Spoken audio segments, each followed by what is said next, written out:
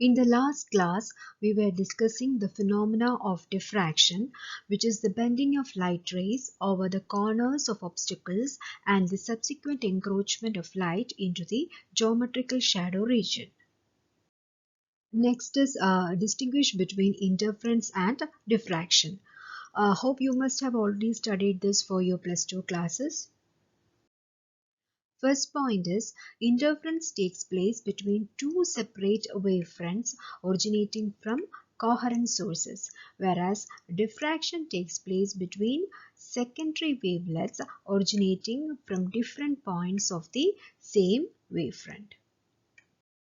In the case of interference, all maxima are of same intensity, whereas for diffraction, all maxima are of varying intensity. Then again, fringes are of equal width in the case of interference, whereas fringes are not of equal width for diffraction. Also, in the case of interference, regions of minimum intensity are almost dark, whereas they are not so in the case of diffraction pattern. The basic difference between interference and diffraction is that interference is actually the interaction between two waves, whereas diffraction, there the interaction is between matter and wave, because here the waves are interacting with the matter, that is here the matter, it is the obstacle, the waves, it gets diffracted.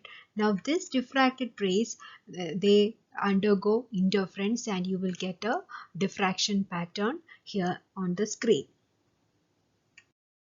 Then we studied an essay called plane transmission grating in the last class, and you got the grating equation as sine theta is equal to n lambda. Here theta is the diffracting angle, capital N is the number of lines per unit length on the grating, small n is the order of the spectrum, and lambda is the wavelength of light incident over it. In the last class, we studied the essay plane transmission grating, and we derived the grating equation as sine theta is equal to n lambda, where theta is the diffracting angle, capital N number of lines per unit length, small n order of the spectrum, and lambda wavelength of light incident on the grating. Please note that there are two types of grating, transmission grating and reflective gratings. In the theory course, we are studying transmission grating, where the light, it passes through the grating, it is getting transmitted through the grating. In the lab course, we will do an experiment called calibration of meter scale. There we are actually discussing about reflective gratings. This is a pictorial representation of what we had studied in the essay.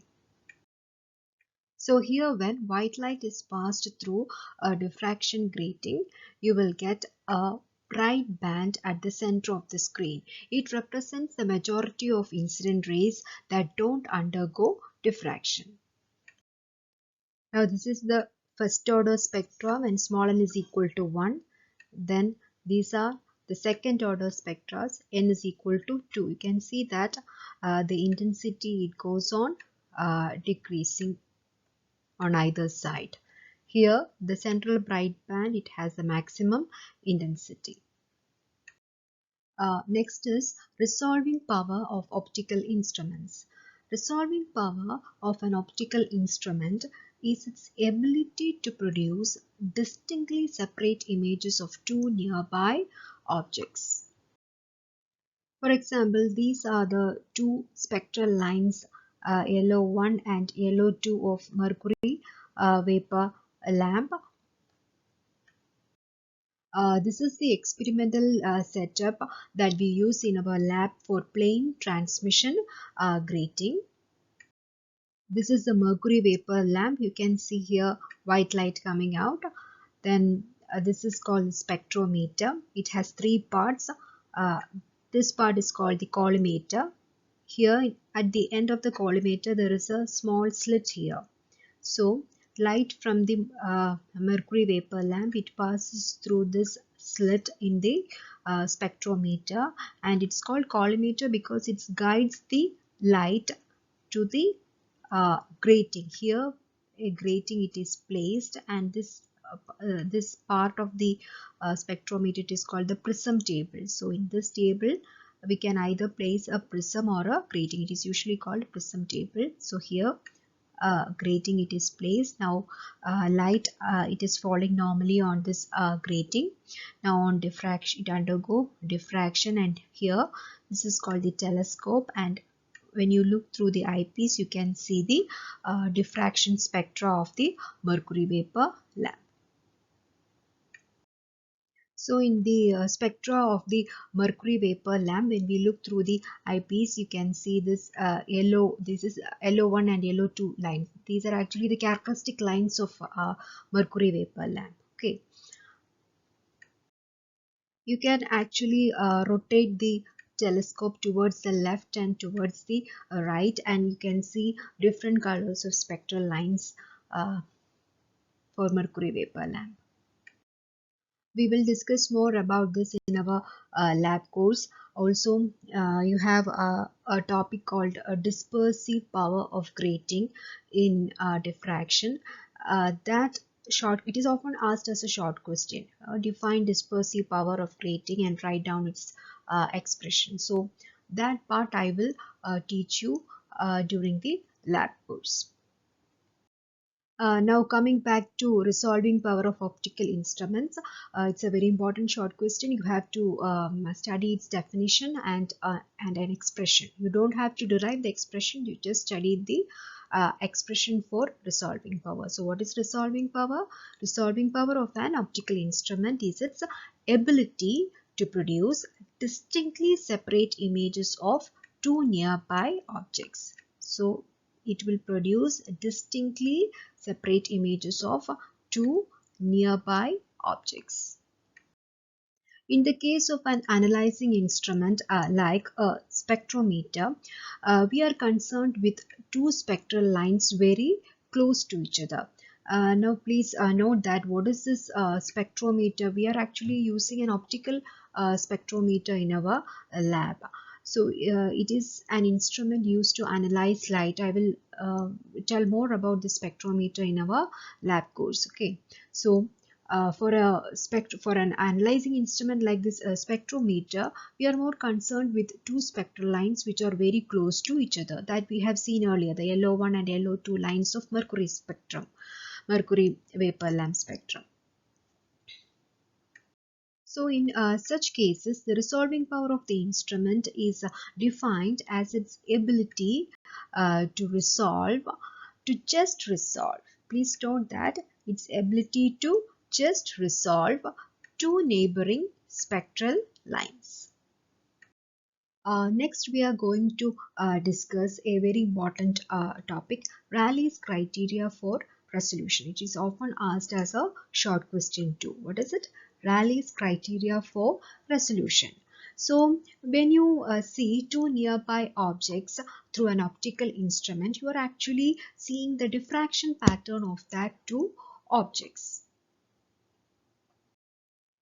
When you say two nearby objects, it can either be two microorganisms like two amoeba, and the optical instrument that you are looking through will be the microscope.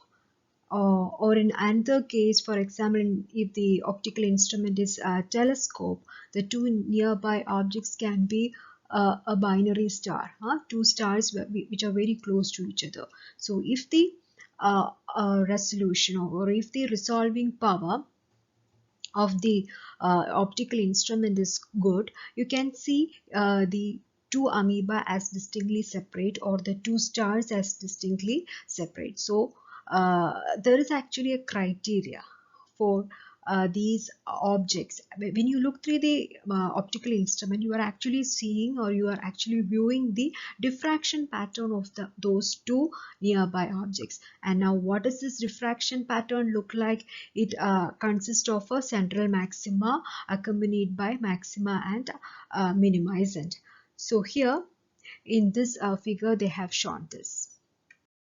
When you look through the optical instrument, let this be the diffraction pattern due to the first object, and this one the diffraction pattern due to the second one.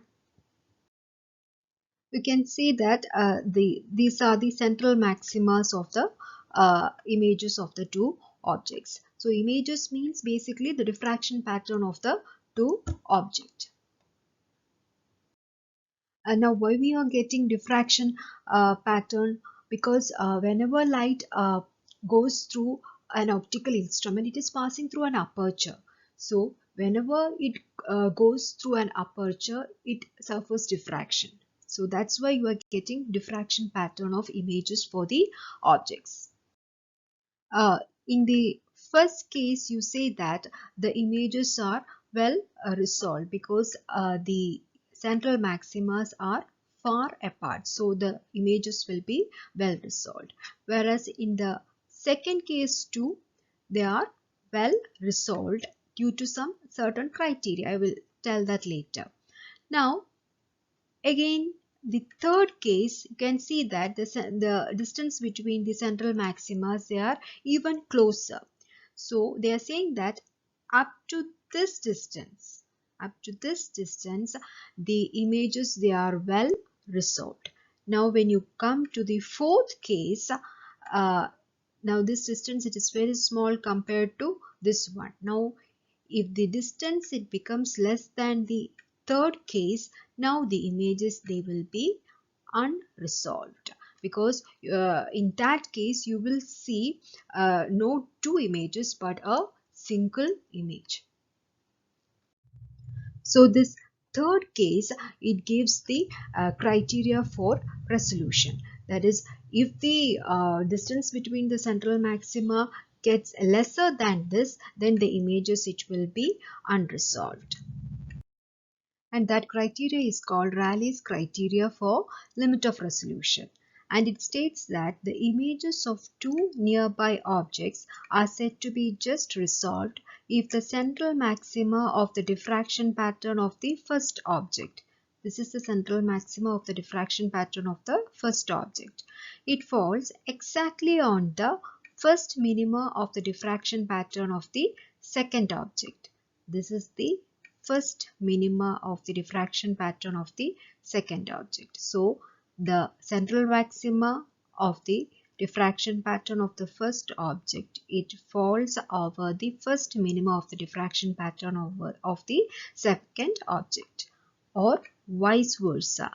That is, the central maxima of the diffraction pattern of the second object, it falls over the first minima of the diffraction pattern of the first object. So this is the minimum distance between the two images for them to see as distinct. Next, you have to give the definition for resolving power of a plane transmission grating. Here, plane transmission grating is also an optical device. So you have to give the resolving power of a plane transmission grating. And it is defined as the ratio of, this is the ratio of the wavelength of any spectral line to the difference in wavelength between this line and a neighboring line, such that the two lines are just resolved. That is, resolving power, it is lambda by d lambda. For example, take the case of LO1, LO2 lines of mercury vapor lamp. There you can write it as the wavelength of a LO1 line, the whole divided by the difference in the wavelengths of LO1 and LO2. Then you will get the resolving power of that particular grating. Now we shall discuss some problems. First one, a parallel beam of monochromatic rays is incident normally on a plane transmission grating having 4.25 into 10 raised to 5 lines per meter. So capital N, it is 4.25 into 10 raised to 5. And a second order spectrum is observed, that is small n is equal to 2 at an angle of 30 degree. Theta is equal to 30 degree. Calculate the wavelength of light used. This is a direct problem. You are given the values of capital N, small n, theta. So substituting in the grating equation, sin theta is equal to n and lambda, we can find the value of lambda as 588.2 nanometers. Next problem. How many lines per meter are there in a plane transmission grating which gives first order line of light of wavelength lambda is equal to 600 nanometer at angle of diffraction 30 degree? That is small n is equal to 1, lambda is equal to 600 nanometer and theta is equal to 30 degree.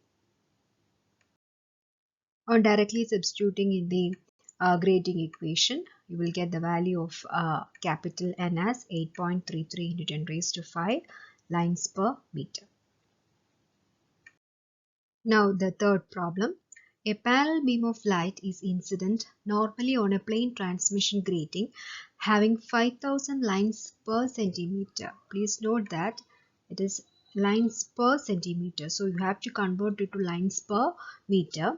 And a second order spectral line is observed, that is small n is equal to 2 at an angle of 30 degree. Theta is equal to 30 degree. You have to find the wavelength of light used. So here capital N will be 5000 into 10 raised to 2 lines per meter. Small n is equal to 2. Theta is equal to 30 degree. So on substitution, you will get the value of lambda as 5000 angstrom. Now the fourth problem. A diffraction grating used at normal incidence gives green line, that is 5400 angstrom in a certain order, superimposed on the wider line 4050 angstrom of the next higher order. That is, if this is n, this is n plus 1. If the angle of diffraction is 30 degree, how many lines per centimeter are there in the grating? That is, you have to find capital N in terms of lines per centimeter. This problem is somewhat similar to a problem you have done in interference, where the nth dark ring produced by a particular wavelength, it coincides with the n plus 1th dark ring of another wavelength lambda 2. There you found the value of small n. Then you write two equations connecting small n lambda 1 and small n plus 1 and lambda 2. Now since these two lines superimpose here, theta is same. So on equating the right hand side, you will get the value of n as 3. Now you substitute n is equal to 3 either in the first equation or second equation, then you will get capital N as 3086 lines per centimeters. When a diffraction grating is used at normal incidence, it is found that the image at 20 degree consists of an yellow line of wavelength 5750 angstrom of the nth order spectrum superimposed on a blue line of 4600 angstrom of spectrum of order n plus 1. What is the width of the grating element? This is a problem similar to that we have done earlier. Here also you write two equations connecting n lambda 1 and n plus 1 and lambda 2. Now on equating the right hand side, you will get the value of small n as equal to 4. Now you have to find the grating element. I hope you remember we wrote this capital N as capital N is actually number of lines per unit length, that is 1 by a plus b. Capital N is equal to 1 by a plus b. Now what is a plus b? A plus b is the grating element. A is the slit width and b is the width of the opaque region. So a plus b is the grating element. So when you put 1 by d, suppose if d is the grating element, if we take d as the grating element, 1 by a plus b or 1 by d, now d can be written as n lambda 1 by sine theta. We'll get it as 6.72 micrometers. Now the sixth problem. For a plane diffraction grating with 5000 lines per centimeter, please note that here it is a centimeter, used at normal incidence, answer the following. What is the largest wavelength of light for which a spectrum can be observed? Now, second one, for wavelength of 6000 angstrom, what is the highest order of spectrum that can be observed? In order to find the value of the largest wavelength, you have to put the value of small n as equal to 1 in the grating equation. Then you will get lambda as 20,000 angstrom. Now, in order to find the highest order of the spectrum, you have to put theta is equal to 90 degree. Then sine theta, sine 90 will be equal to 1. And on substituting, you will get the value of n as equal to 3. Even though you will get 3.3 or something, you have to take n as an integer, n is equal to 3. A grating has 6000 lines per centimeter. Find the angular separation of two yellow lines of mercury of wavelengths 577 nanometer and 579 nanometers in the second order. In order to do this problem, you have to find the values of theta 1 and theta 2. So in order to find theta 1, you write the equation, the grating equation, sine theta 1 is equal to n lambda 1. Sine theta 1 is equal to capital N. You have they have given the value of capital N, then small n is given, then lambda 1 is given. Then you will get a value for sine theta 1. Then take sine inverse of that value, you will get the value of theta 1. Similarly, you find the value of theta 2. Then take the difference, theta 1 minus theta 2, you will get it as 0.19 degrees. In the next class, we will be discussing quantum mechanics.